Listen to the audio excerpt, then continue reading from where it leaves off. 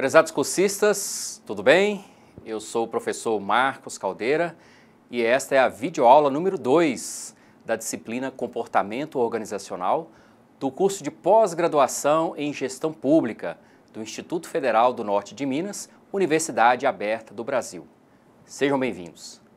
Recomendamos que em nossas aulas vocês estejam munidos de papel e caneta para quando surgir alguma dúvida vocês anotarem e depois apostarem no nosso fórum Tira Dúvidas.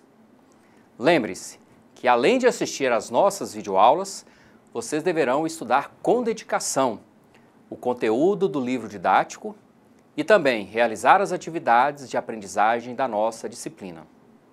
Portanto, dediquem-se fielmente aos estudos. Vamos começar?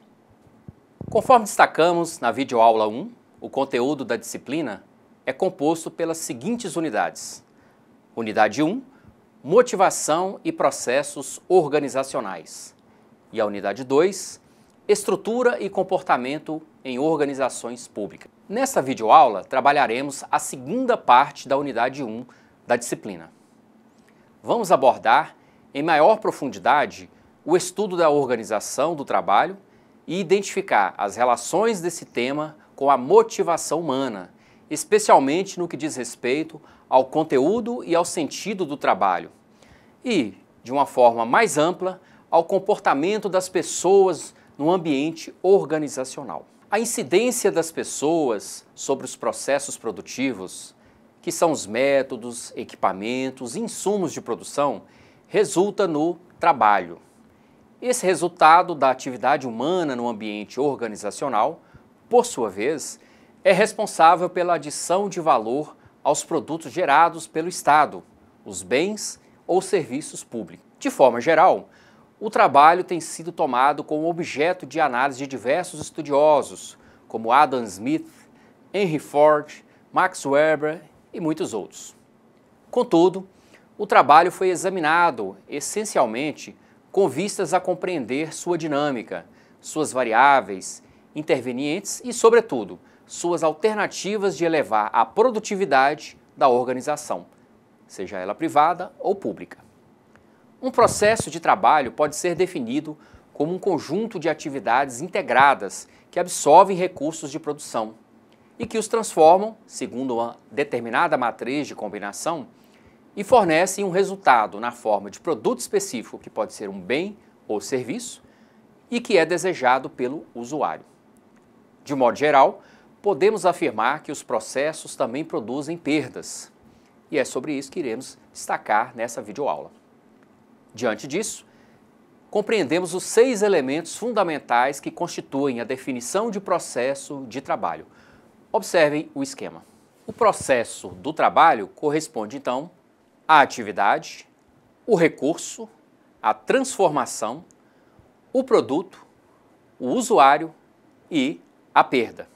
Sendo assim, perceba que a formação do gestor público precisa contemplar o desenvolvimento da capacidade de compreender os processos de trabalho, suas origens conceituais, seu horizonte de exaustão e ponto de colapso. Como elemento de partida, portanto, assumem-se os processos de produção de bens ou serviços, nos quais são observados a geração de valor nas organizações, sejam elas públicas ou privadas. Se são nos processos de trabalho que os agentes interagem com a organização e com os demais agentes, é importante compreendermos esse espaço de relações, seus elementos constituintes e as implicações dessa perspectiva de análise do comportamento humano. A perspectiva de processo, diferentemente da lógica funcional, impõe ainda a observância de 3 diretrizes gerais, orientadoras dos atos de gestão que apropriadas à administração pública. São as seguintes, observem. A adoção do ponto de vista do usuário, final ou intermediário, dos chamados serviços públicos. Segundo essa diretriz, a gestão por processo permite ao gestor priorizar o atendimento do interesse público, ou seja, buscar constantemente aquilo que interessa aos membros da coletividade. destaca a noção de que os processos devem ser aperfeiçoados sempre que as demandas sociais sofrerem alterações. Essa situação pode ser ilustrada pelos esforços da administração pública em instituir ouvidorias e audiências públicas como canais que permitem à sociedade a oportunidade de manifestar sua opinião sobre os bens e os serviços públicos prestados. Continuando a nossa discussão, encontramos o segundo item, que é a concepção de processo como meio de a organização fazer o necessário para produzir valor para o usuário ou cidadão, ou seja, o contribuinte. Nessa perspectiva, os processos não devem ser concebidos, ou seja, configurados, com vistas a tornarem-se fins em si próprios, em razão de atenderem a interesses específicos e individuais, que são a forma de organização do trabalho necessária para operar transformações qualitativas e também quantitativas na realidade.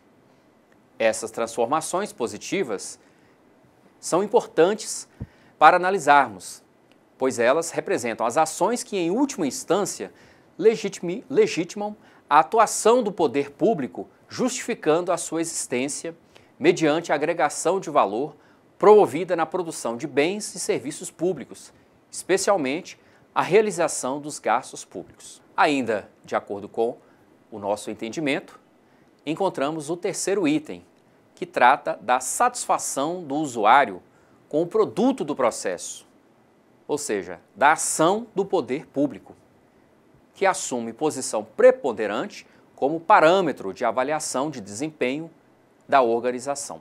Continuando, podemos entender sobre esse aspecto que os usuários não são apenas os cidadãos, destinatários finais dos bens e serviços públicos, mas também os usuários internos, tais como os departamentos, as seções, as secretarias ou os ministérios específicos de uma organização pública. Essa figura do usuário interno é mais visível nos casos de processos complexos que transcendam as fronteiras de um órgão, situação em que atividades desempenhadas por um setor constituem, ao mesmo tempo, o produto e o insumo básico de produção para outra unidade administrativa, que é responsável pela elaboração de um estágio subsequente desse mesmo processo. Sendo assim, podemos afirmar que o resultado dos processos e, por conseguinte, da atuação das pessoas não deve ser medido unicamente a partir do desempenho final ou das atividades que o compõem, mas também pelo nível de intensidade da satisfação percebida pelo usuário em relação à utilização do mesmo produto gerado, ou seja, o bem ou serviço público.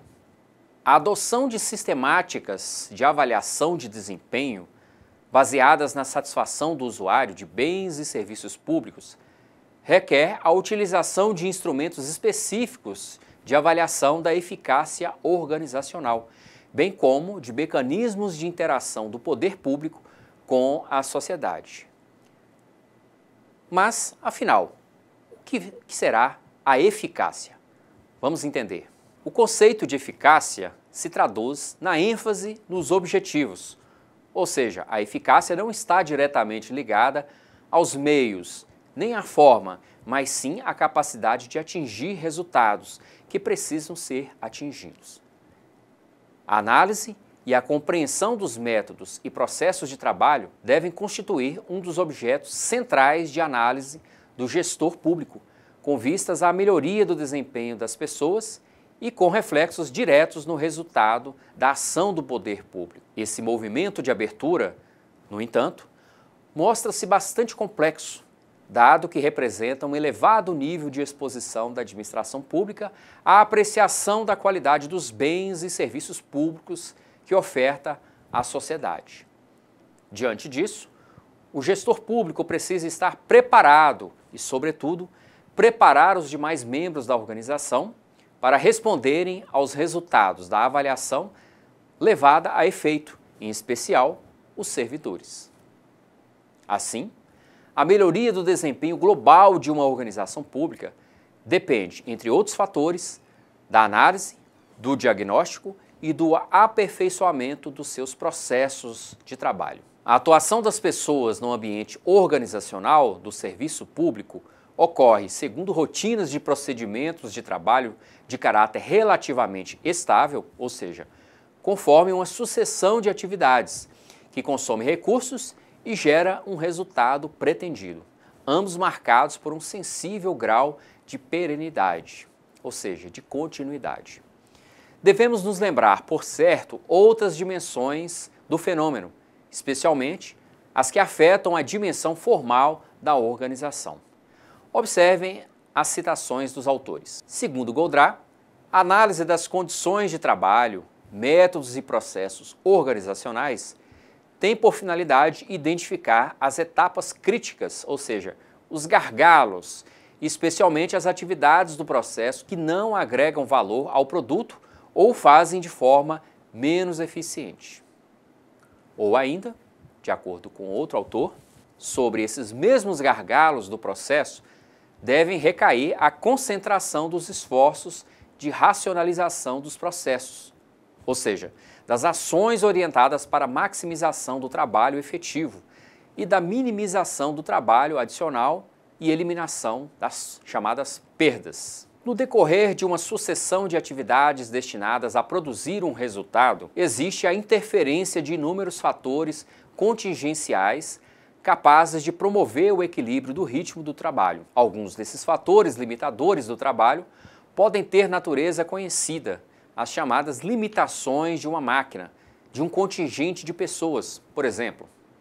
Outros não, o desconhecimento e a consequente dificuldade de tratamento que afeta uma pessoa em relação a uma determinada situação ou questão específica posta na realização desse mesmo trabalho, por exemplo. Essa última é, em geral, incontornável, limitando a eficácia de ações preventivas.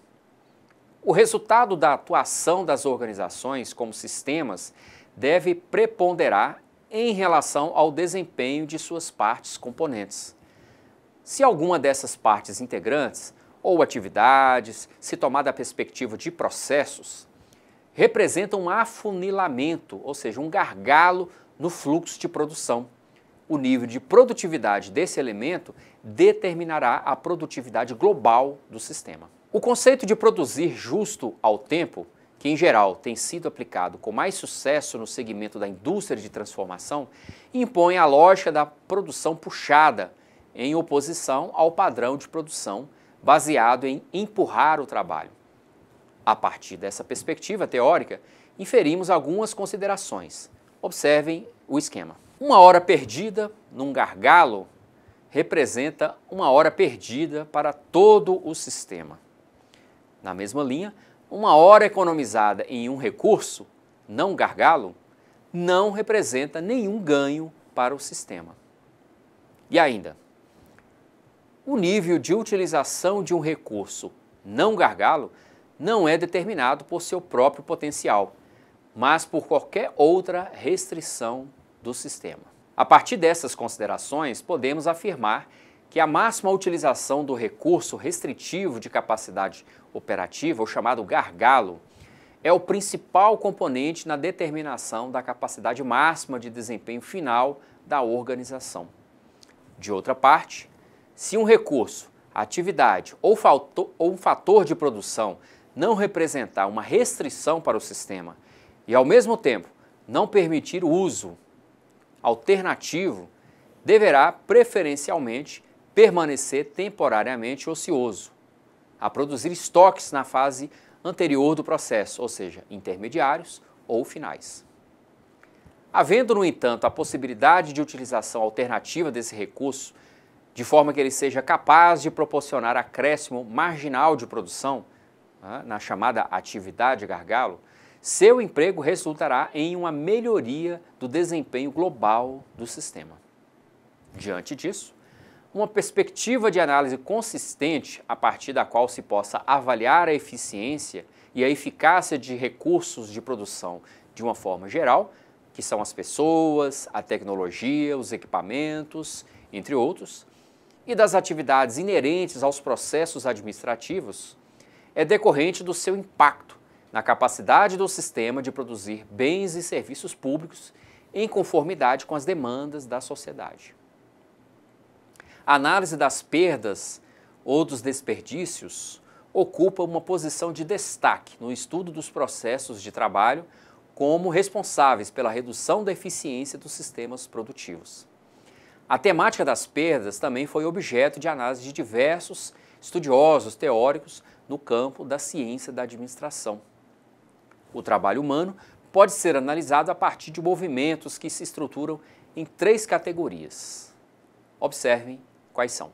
O trabalho humano, então, pode ser representado em 3 categorias, a saber: o trabalho efetivo, o trabalho adicional e as perdas. Com base nesse modelo de análise, podemos evidenciar que toda atividade humana em um ambiente laboral, ao longo de um processo de trabalho qualquer, pode ser decomposta segundo essas 3 mesmas divisões.